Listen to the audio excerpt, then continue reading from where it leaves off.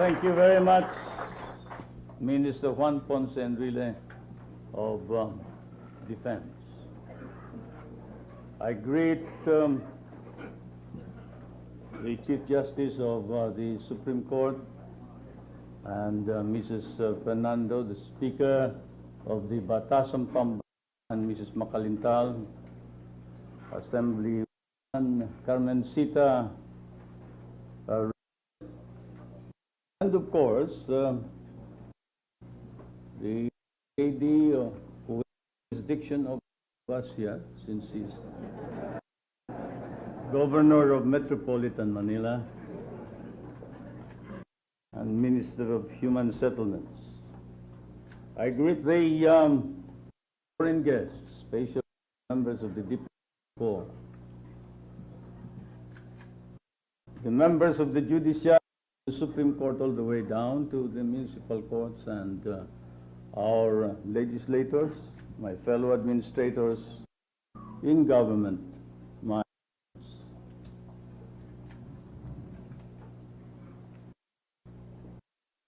history summons us once to an encounter with destiny. It is the privileged fate of generation, yours and mine, that it has been called twice by that same history to serve. Life and honor in the hour of crisis and the hour of need. The first time, of course, was when we had a war of our own making in order to defend our country.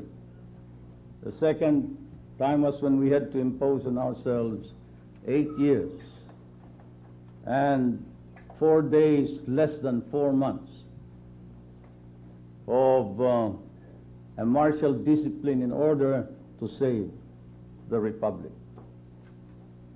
Today we are privileged once again. We have another encounter with destiny.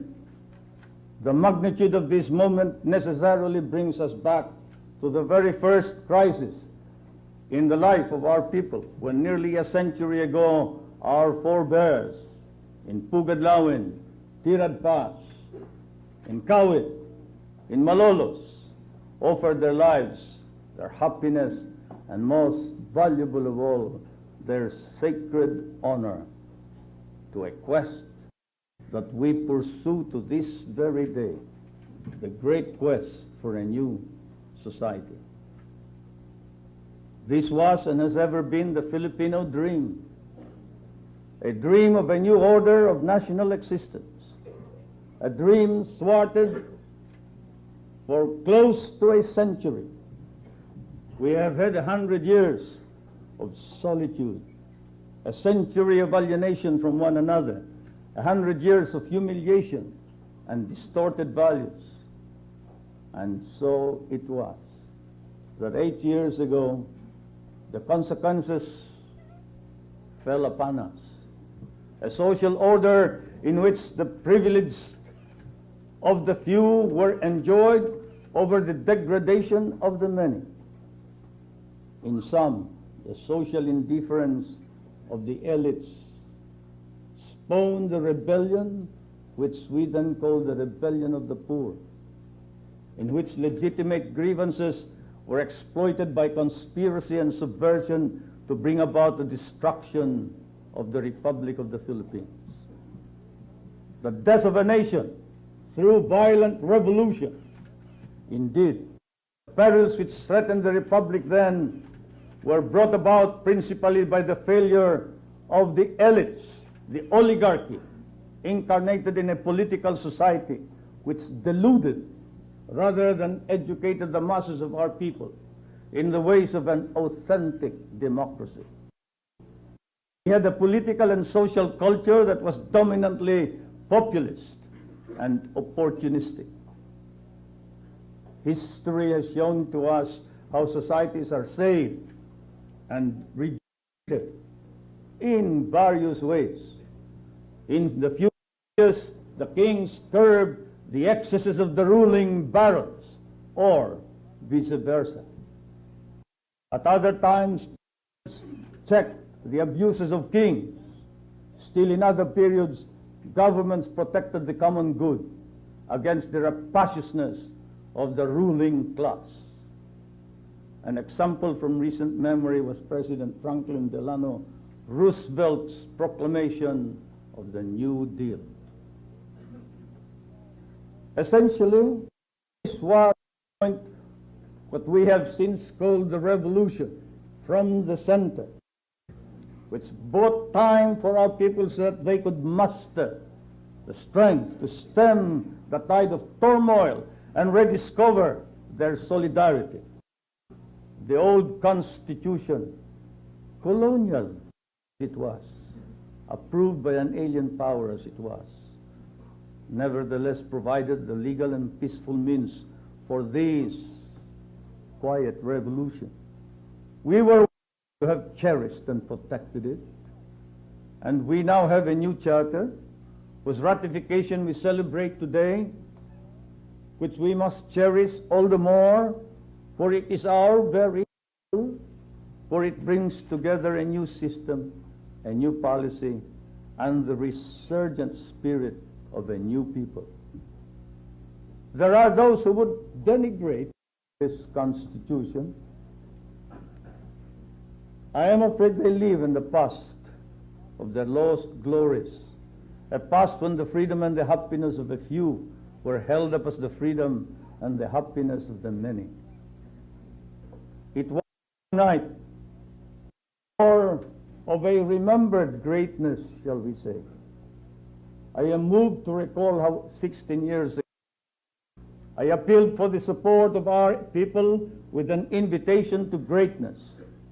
7 years later, the gravest peril was upon us, menacing our lives and freedom, the freedom of generations yet to come.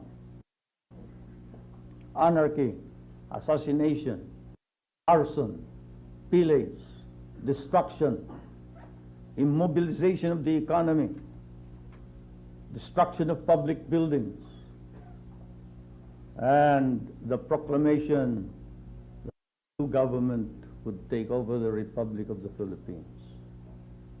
I saw that crisis as the test of Filipino greatness, and I was elated that our people shared my vision. That crisis, my friends and my countrymen, is far from over, but we have proven ourselves in the past 8 years to be equal to any such crisis. To be sure, it had been necessary, imperative, to resort to the discipline of martial law, to summon the military to its sworn duty to defend and protect the Republic.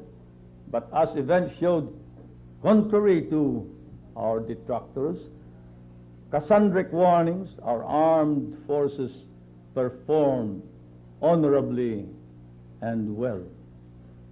In accordance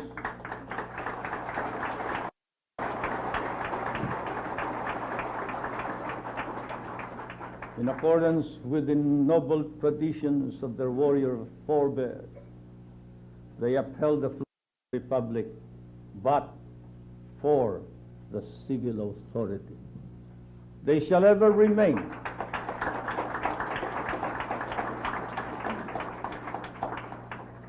as a model, as an example that shall be set up if in days to come after this the Republic should ever stumble once again.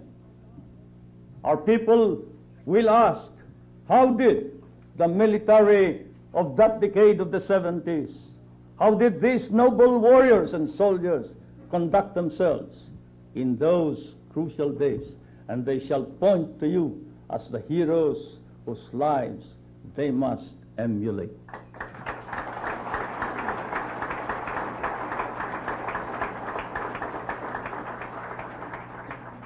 Yes, we owe them the highest commendation. Words are inadequate to express our gratitude to the men of the military and to the men of the civil government who quietly subordinated themselves in many cases whenever there was actual combat.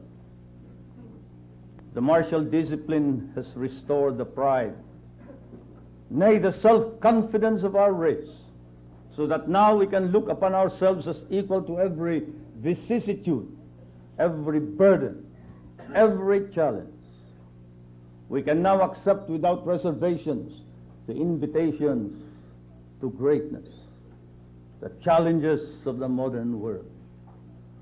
The cynical, the timorous, who would doubt this, had better look closely to what has transpired in this country in less than a decade, in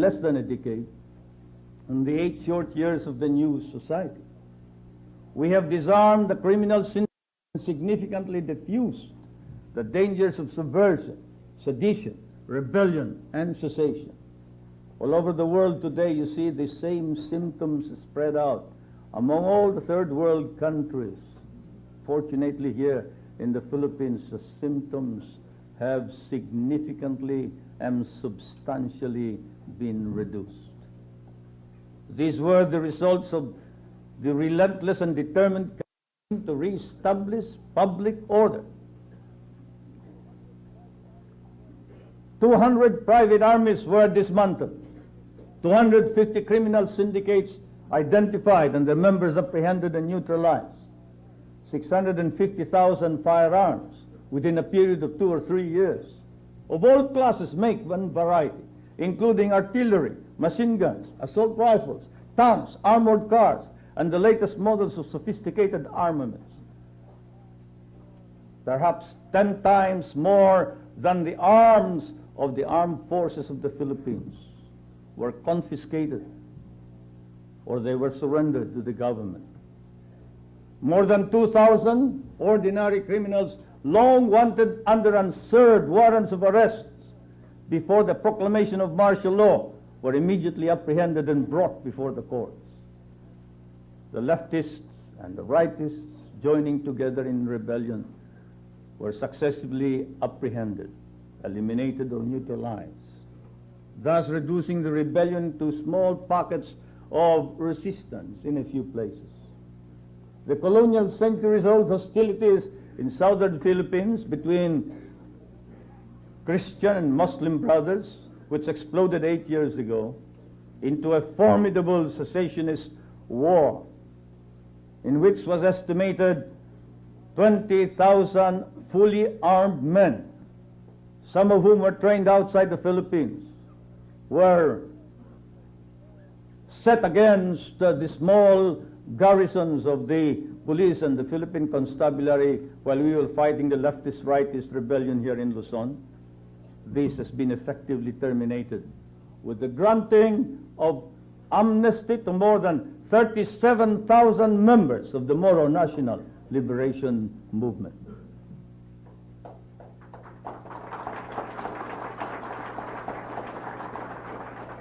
This, plus the establishment of the two autonomous governments in Regions 9 and 12, effectively terminates that movement. The armed forces of the Philippines and the intelligence agencies have succeeded in apprehending and immobilizing the leaders and the members of the Partido Nagkaisang Socialista Demokratiko ng Pilipinas, or SOCDEM, which differs from all other socialist parties in that it promotes violence.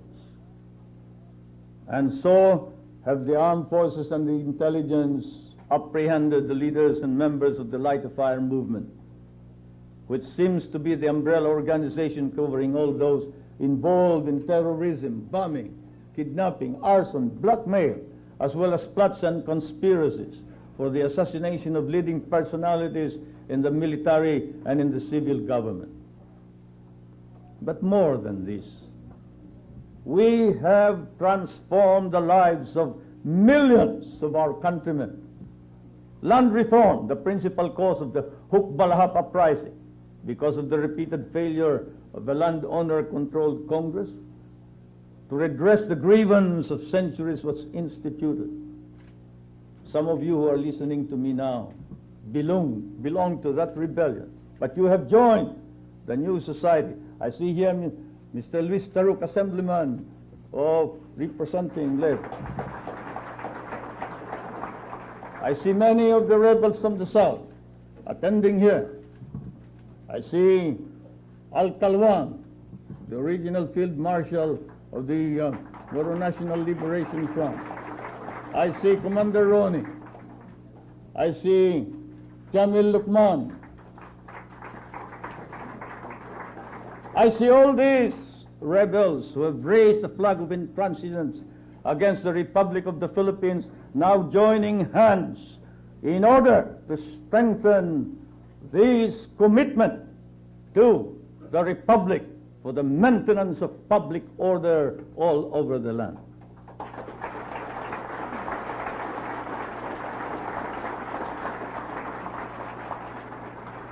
And why did the Hukbalahap's join hands with the government? Because large estates were broken up and sold to the actual tillers of the soil. Because we immediately terminated the enslavement of the poor tenant farmer who inherited generations and generations of indebtedness without any possibility of payment whatsoever from his forebears to the landlord. This we immediately redressed with a single stroke of the pen. A new labor code was promulgated, providing, among others, the joining together of management and labor with government, a tripartite conference for the settlement of issues and thus assuring industrial peace to allow economic growth. Social reforms also included the implementation of a nutrition program. There are now 4,000 day centers all over the land. Ours is a model which has been adopted by the United Nations. A health program, a family planning program which were long denied the humblest and the poorest of our countrymen. Our educational system has been reoriented to meet the needs of social and economic development, with its emphasis on vocation existence through scientific research, where before there was nothing but rhetoric and charlatanism. We have instituted the researches. We have created an institute of plant breeding and created exotic varieties of plants that bid well to increase our harvest. And now we have started an institute of microbiology which shall utilize the new science of recombinant DNA.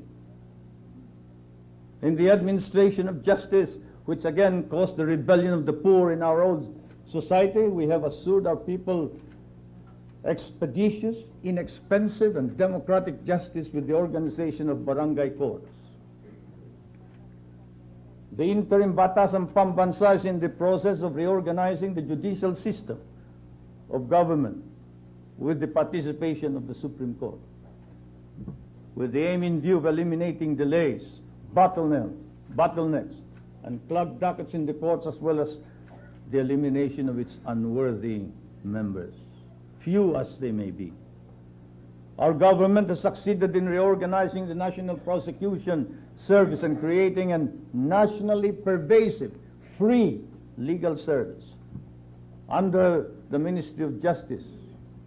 We thus give substance to that constitutional and moral mandate that every man shall be entitled to his day in court. The political transformation, above all, assures us of a truly democratic system. The organization of the barangays has brought about an explosion of political participation, as evidenced by the militancy of its members and by the participation of 23 million voters, whereas before in 1969 there were only 8 million voters. I place my fervent hopes on the barangays and on the Sangguniang.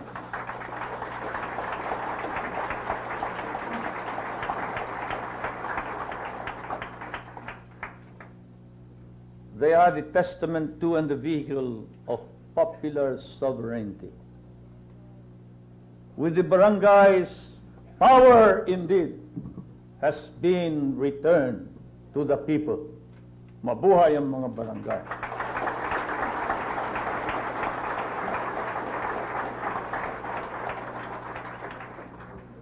The last 8 years have also mobilized the energies of the Filipino for economic health in his society. And I believe we have yet to demonstrate. We have demonstrated our capacities fully. Let us look at some of the data and statistics with your permission. I shall be short. The gross national product increased from 55,526,000,000 pesos in 1972 to 192,911,000,000 in 1979 at 1972 constant prices, or 269,781,000,000 pesos at current prices.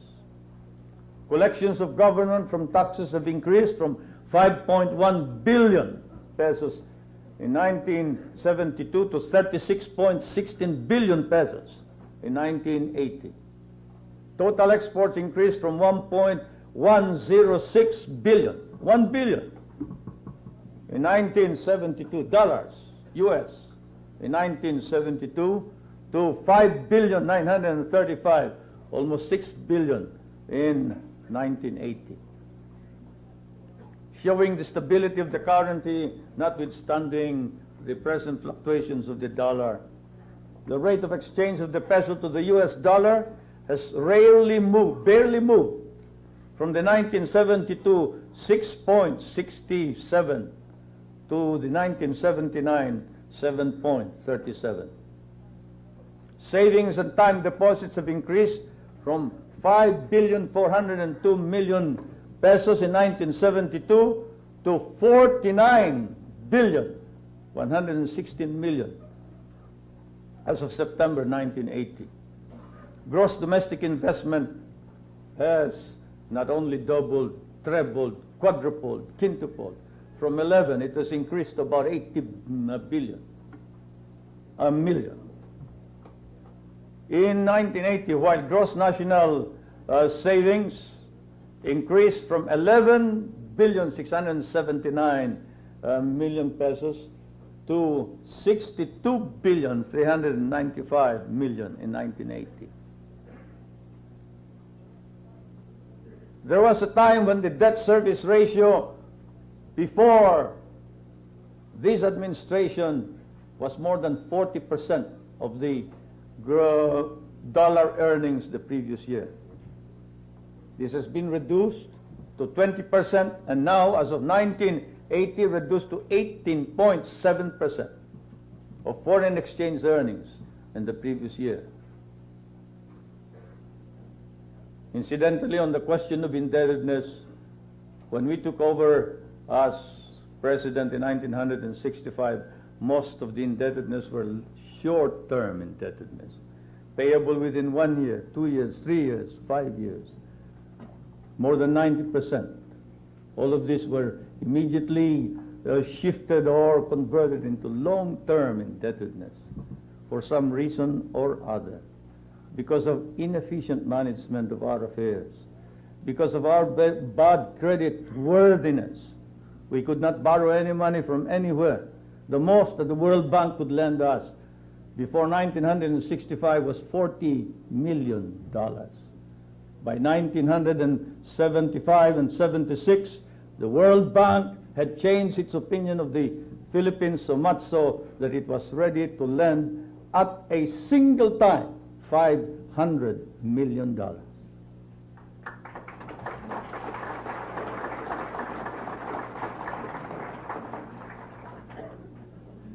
But most of these borrowings did not go to government.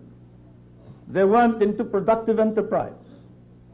The borrowings of government do not go to pay for salaries or what we in government called ordinary or current expenditures, housekeeping, salaries of officers and employees, as well as furniture, equipment. No. On the current budget, there is always a surplus. Since 1965 to the present, there has always been a surplus in the current budget of the Republic of the Philippines. We have borrowed. Yes, we have borrowed, but only for purposes of productive enterprise. These are the self-paying and self-regenerating enterprises which we must support.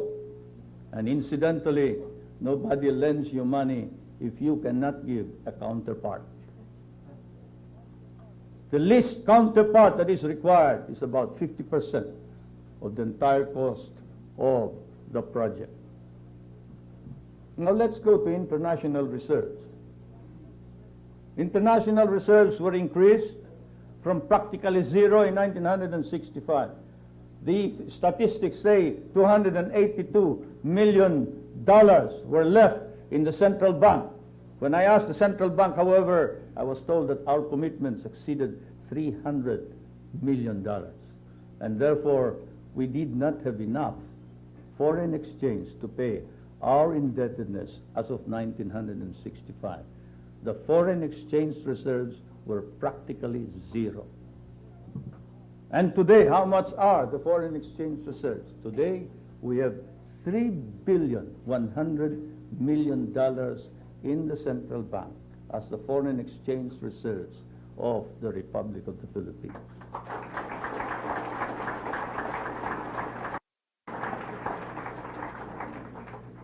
Finally, we speak of social indicators. How do all this affect the individual? What is his individual income?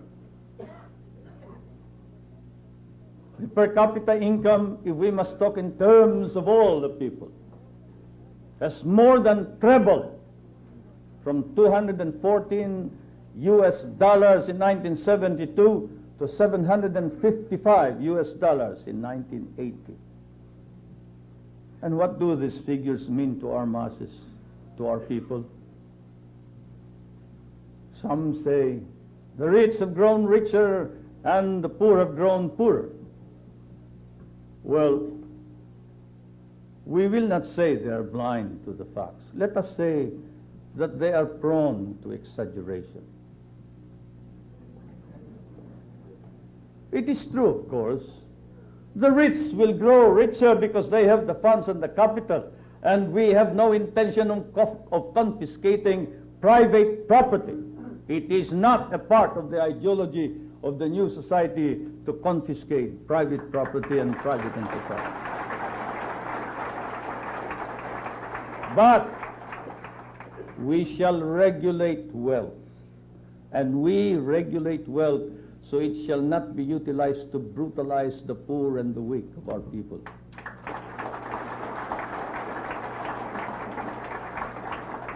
And thus it is that the rich must pay heavier taxes.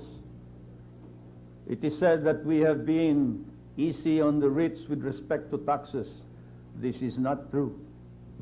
We increased the corporate tax very recently by 5%. We increased the taxes on luxury goods, the goods that are bought by the rich, that are open only to the more affluent members of our society. Even in the case of oil products. Did you notice the difference between the tax between diesel fuel and industrial fuel and gasoline? It is a big jump, for it is the purpose of this administration that first of all, we shall not practically zero. And today, how much are the foreign exchange reserves? Today, we have $3.1 billion in the central bank as the foreign exchange reserves of the Republic of the Philippines.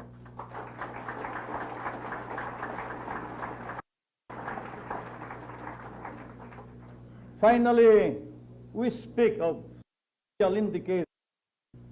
How do all this affect the individual income? The per capita income, if we must talk all the people, has more than trebled from $214 US in 1992 to $755 US in 80. And what do these figures mean to our masses, to our people? Some say the rich have grown richer and the poor have grown. Well,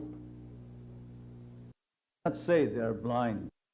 Let us say that they are prone to exaggeration. It is true, of course. They will grow richer because they have the funds and the capital, and we have no intention of confiscating private. It is not part of the ideology of the new society to confiscate private. But we need wealth, and we need wealth so it shall not be utilized to brutalize the poor and the weak of our people.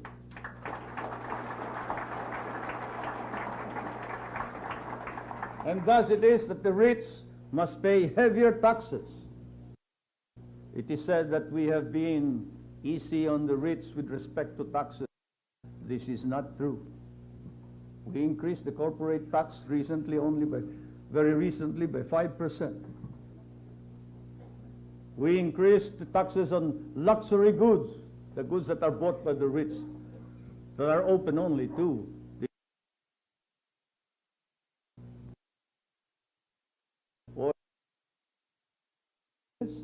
the difference between fuel,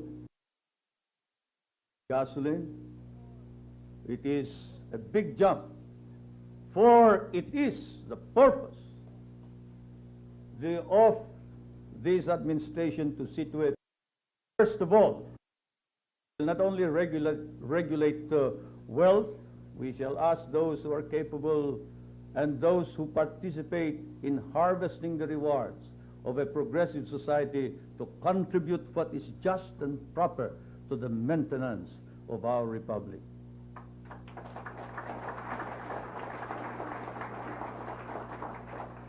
Yes, have no doubt about it. The wealthy have been discouraged from exercising the ways of the old oligarchy. But I am prepared to think that of our people today have developed a social conscience that is growing day by day. How often have they come, the members of the cabinet, offering contributions to worthwhile and noble projects? How often have they quietly done their own planning in order to uplift the poor and the degraded race and people? Let it not be said that because they are rich, they are not patriotic Filipinos.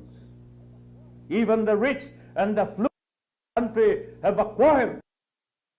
This is one of the developments of the new society.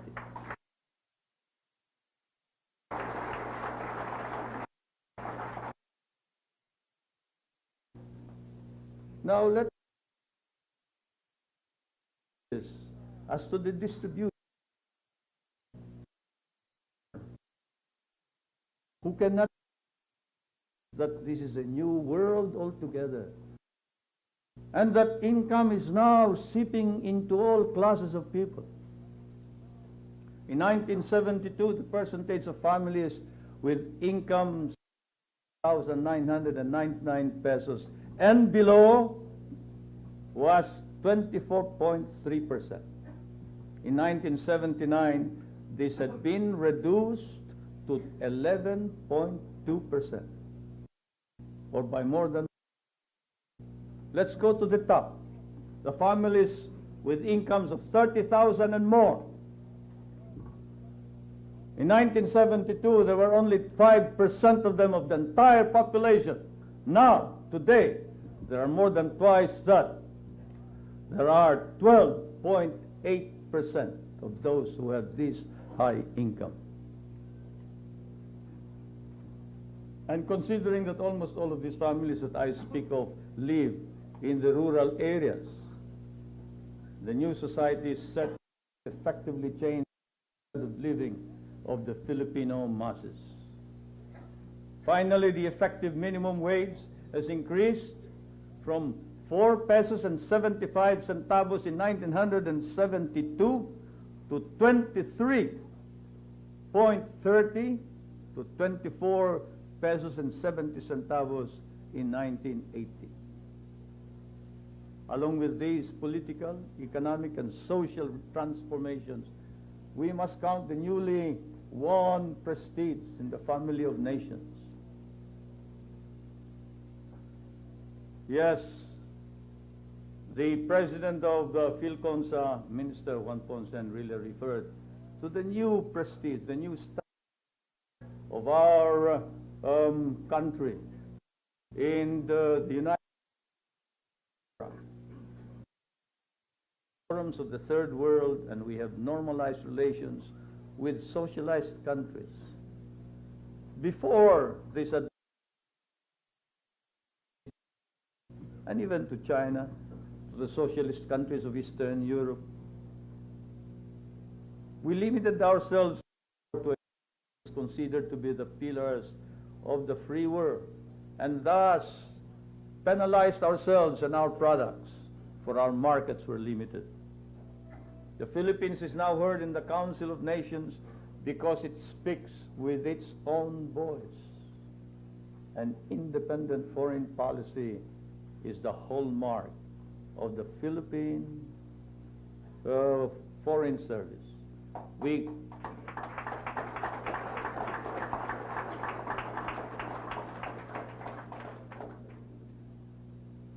all independence, and we do not. Political independence must be won every day.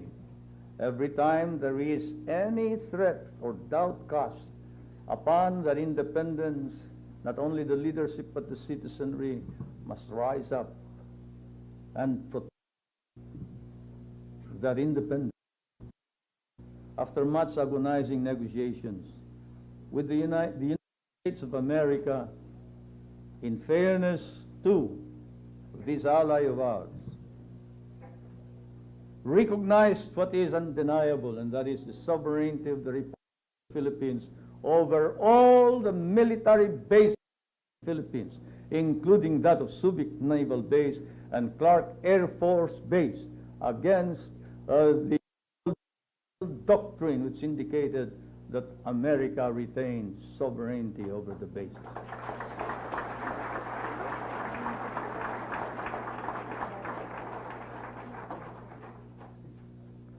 Because of our martial interlude, our defense establishment and our armed forces have quietly established a self-reliant defense posture.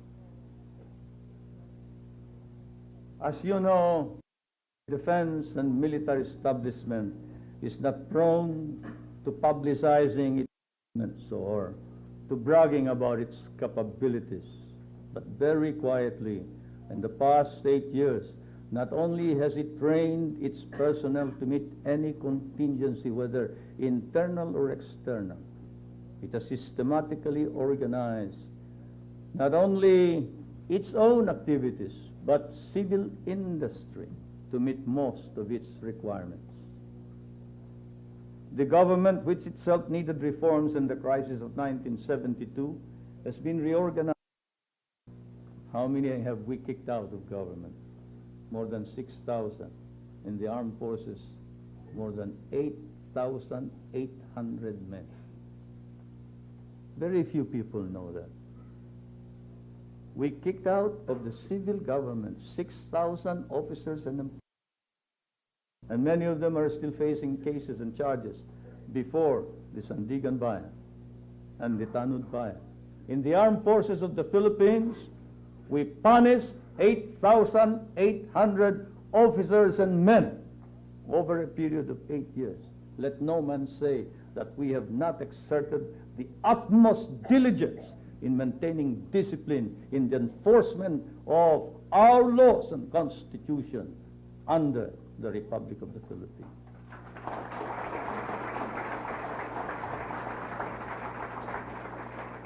Yes, we have eliminated the undesirable elements, and we will continue the campaign against corruption through the establishment of the Tanud Bayan, which, as you know, is the Ombudsman, and the Sandigan Bayan, which you know is the court for corruption cases. We are now actually engaged in identifying the corrupt government officials and functionaries. Conscious of the hardships ahead, therefore, we have embarked also on an effort to upgrade the civil service. And now we have also met head-on this problem and crisis on energy. We have accelerated the energy program, which includes the intensified search and prospecting for oil and gas and other hydrocarbons within our jurisdiction. We have discovered and are beginning to exploit new coal deposits. The entire island of Semirara, we discover, is coal. Deposits in Cagayan Valley are all over the entire valley. In Bicol, Mindanao, and Samar. We've discovered geothermal sources. 8 geothermal units or geothermal centers of energy are operational. 6 are being constructed. We are next to the United States in the volume of electricity coming from geothermal sources. Hydroelectric power is moving on. As you know, the biggest in Southeast Asia is being put up in the Magat, Isabela. We have discovered Mars gas or surface gas. We use biomass, dendrothermal. Many countries here represented, including France, Germany, England, have lent us money for the dendrothermal projects, and the Scandinavian. We have discovered exotic plants which produce juice and burn like gas. By only yesterday, the other day. The hunger, which I know since boyhood, the fruit of a vine in Ifugao, was brought back. We pressed the fruit, and out came the juice, and we lighted it like gas. You go all over the land. There are many plants from which we can draw gas. There are conventional, indigenous, and renewable sources of energy which we must tap, and we shall tap. At this point, I must note the number of rural households that have access to electricity. In 1972, 76,000 households had access to rural electricity. Today, there are 1 million households that have rural electricity.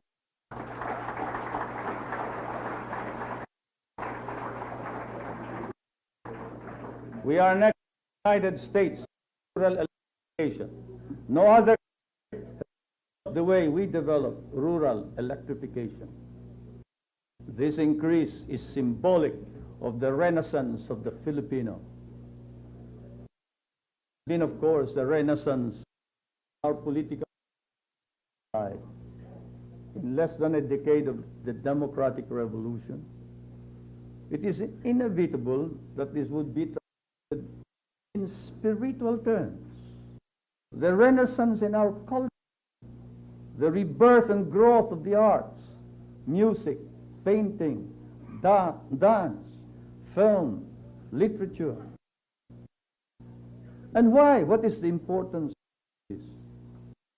How often has song, dance, music, literature, flame the rise up to attain the ends of freedom.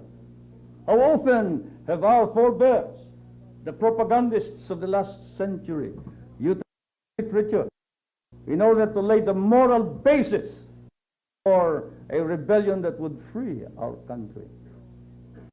Culture, tradition, belief in our past, this is the unifying force. We look back, we trace the roots of our identity, and we discover that no reason to be so humiliated and to for the race. We have contributed our people's genius to the arts of this century. We have also rediscovered our ancient art forms, our spiritual heritage. In doing so, we have rediscovered ourselves, the Filipino.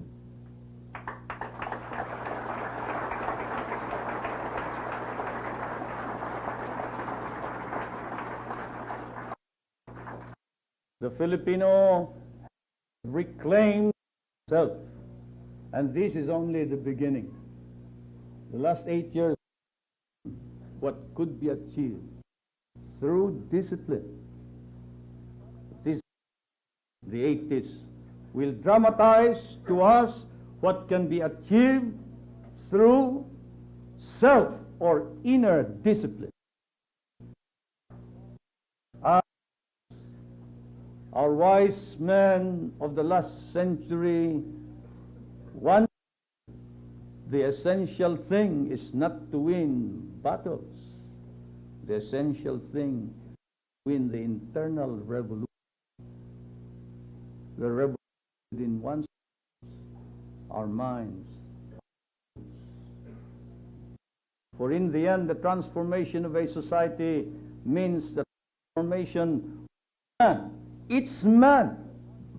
Thus, from this day on, we must be conscious and heed the invitation to greatness. National greatness, as we all know, means two things. Militancy of a concerned citizen and the social commitment of a responsible elite, especially the intellectual elite. Let me repeat that. We shall need two things, the two weapons, as we move forward from this day on. The militancy of a concerned and enthusiastic citizen, and at the same time, the commitment of a motivated elite, especially the intellectual elite of our country.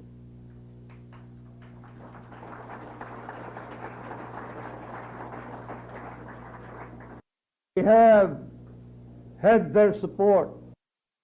We need this more than ever now. I call upon all of you. I call upon the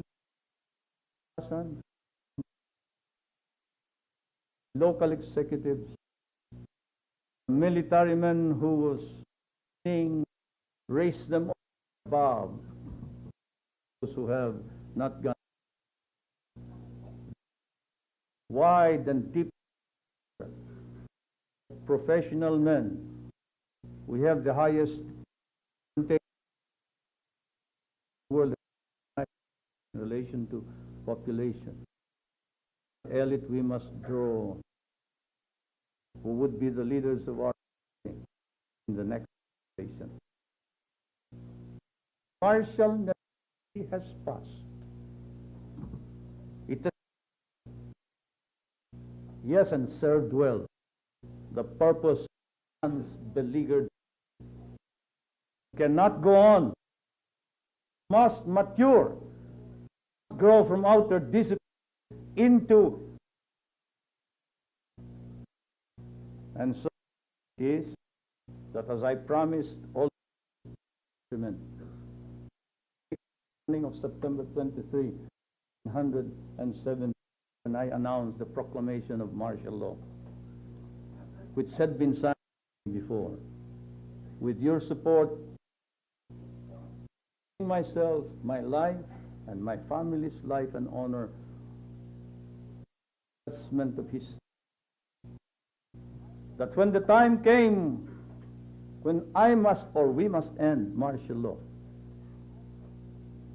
and that time could be seen then, I am the first to move in the termination of martial law.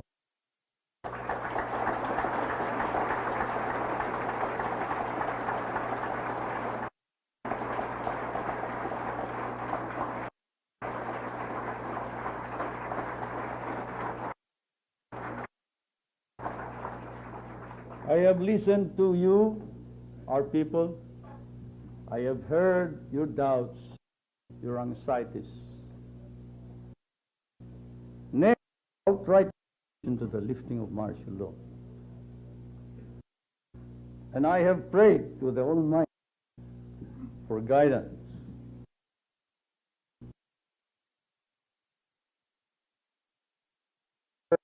Judgment, souls that I terminate martial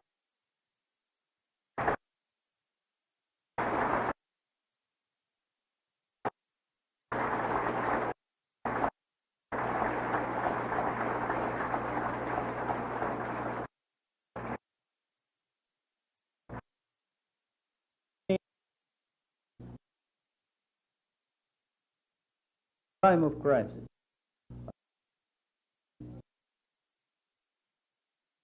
The many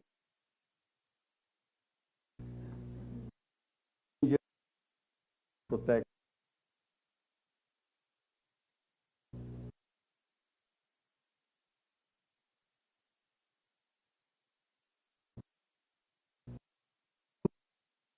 well then. Now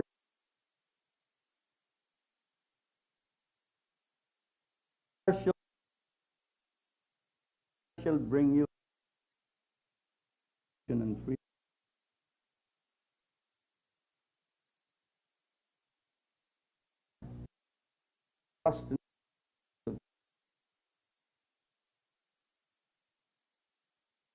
This mark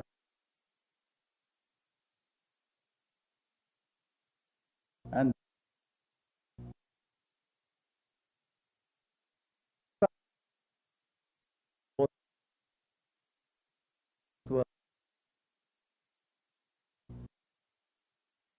final seats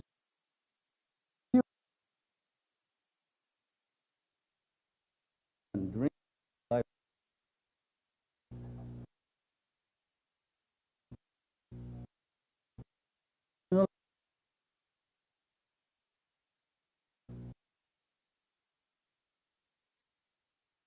Undoubtedly. But we could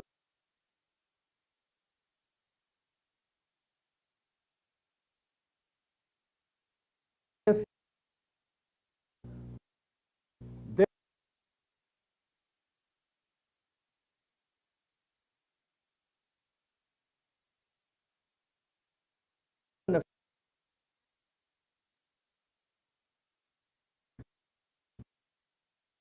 characteristically we were all haunted guerrillero fighting elusive in the hills. For that was many of us landed where? For head. Yet notwithstanding, one had to present the stern face of a leader, the dominating quality of, and at the time resolutely promise to each other, if necessary, we would go to the mountains and if necessary losing battles with a smile in our lips.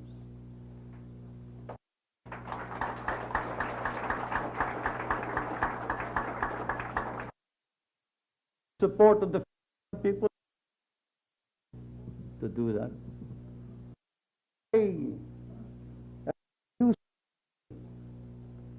Spontaneous unanimity upon of martial law, you could hear the sigh of relief all over the land, from the north to the south, from the east to that we retain trust of people. States of be tempered credentials of legality and constitution. This way was it. The commander-in-chief, of course, was contrived by as a device to consolidate power of colonized people. Those who drafted the commander-in-chief provision never dreamt it would be used instead by an unrestricted people who lost self-respect, dignity, and honor. In the long run, to be quite candid, the intellectual adventure is more exhilarating, inspiring. Only the observer will realize that the table had been turned, and the legal weapon in the dark past that was used to browbeat our people down to their knees in submission to alien authority had been captured from the enemy through ingenuity and by some miracle of self-assertion, and used to attain the noble dreams of our people. And so as I now sign this proclamation in full view of our nation and the world at large, I am profoundly conscious of the tasks that remain, hoping that we shall not lose the momentum of our achievements, so that those who shall come after us may carry the quest of a greater, a brighter world, a new society.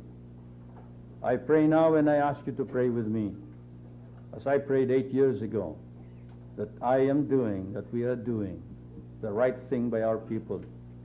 For the end of martial law does not mean the end of our efforts, of our needed reforms, of our struggles, of our sacrifices. The passing of the martial necessity does not carry with it the passing of all the burdens, especially the heavy ones. There will be more tests for our capacity, for our resiliency, our strength as a people. Together we must pass these tests, surmount all crises.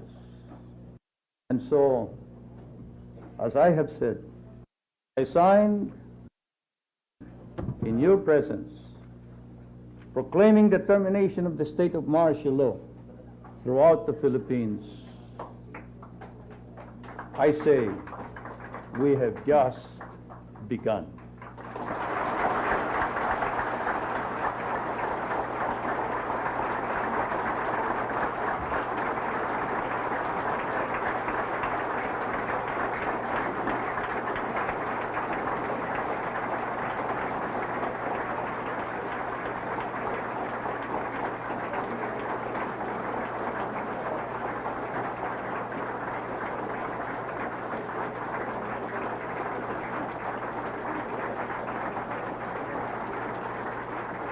I will now read the dispositive portion of this decree.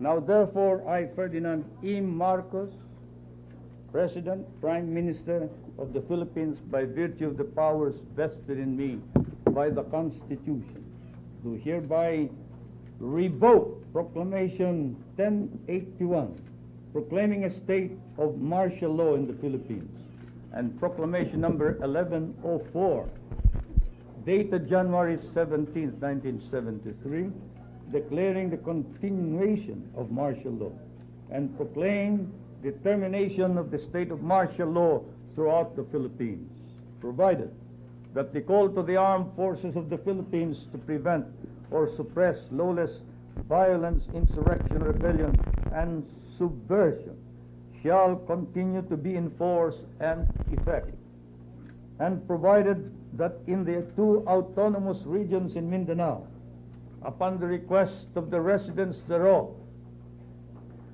the suspension of the privilege of the writ of habeas corpus shall continue, and in all other places the suspension of the privilege of the writ shall also continue with respect to persons at present detained, as well as others who may hereafter be similarly detained for the crimes of insurrection or rebellion, subversion, conspiracy, or proposal to commit such crimes, and for all other crimes and offenses committed by them in furtherance or in the occasion thereof, or incident thereof, or in connection therewith.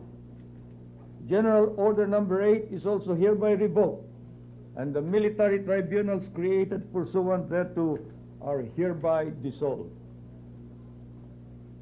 Pursuant to Article 17, Section 2, Paragraph 2 of the Constitution, all proclamations, orders, decrees, instructions, acts promulgated, issued and done by the incumbent president constitute part of the law of the land and shall remain valid, legal, binding, and effective even after the lifting of martial law, unless modified, revoked, superseded, or altered by subsequent proclamations, orders, decrees, instructions, or other acts of the incumbent president, or unless expressly and explicitly modified or repealed by the National Assembly or the Batasan Pambansa.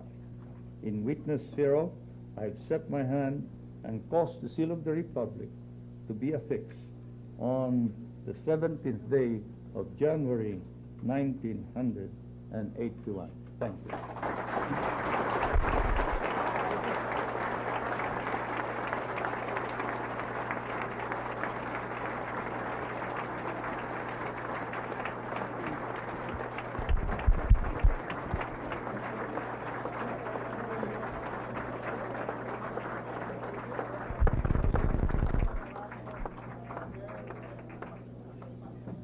His Excellency President Ferdinand E. Marcos signing the proclamation lifting the state of martial law throughout the Philippines, a day of history as we also commemorate the celebration of the ratification of the Constitution. His Excellency stands of the past 8 years, the formulation and the creation of the new society. At the same time, the entire Filipino people stands with pride with him, as he himself has initiated this great leadership and this great vision to make the Filipino nation and the Filipino truly great.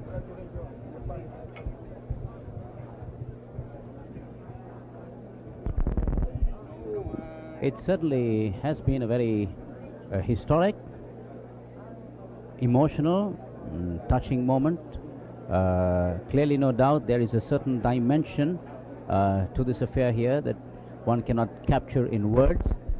The men of the military, the armed forces of the Philippines, General Espino, General Ramos, General Abad, General Sarmiento, General Pars, Commodore Alejandro, they're all going and talking to the First Lady and the President.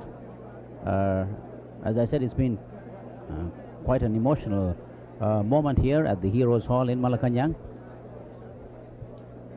The First Lady obviously touched by the eloquence of the President and the forcefulness with which he delivered this address, and the very deep sense of leadership, patriotism, and faith that the President evidenced in that address this morning.